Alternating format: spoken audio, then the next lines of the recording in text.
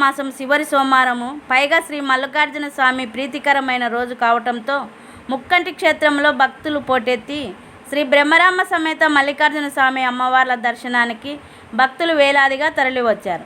శ్రీ స్వామి అమ్మవారి దర్శనానికి సుమారు 6 గంటల సమయం పడుతుంది.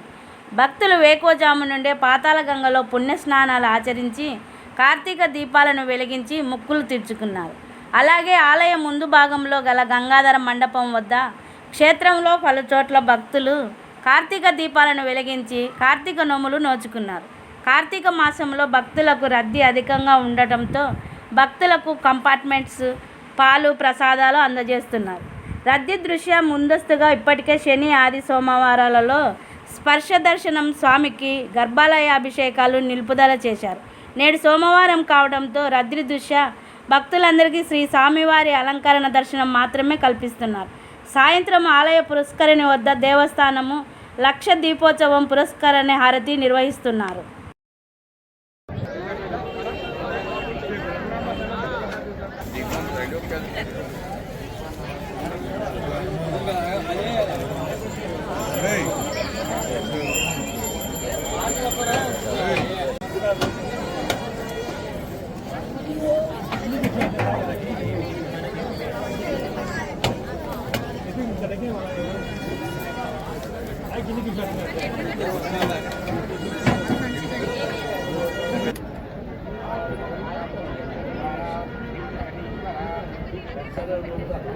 అది చెయ్యి ఫోన్ చేసి లేకపోతే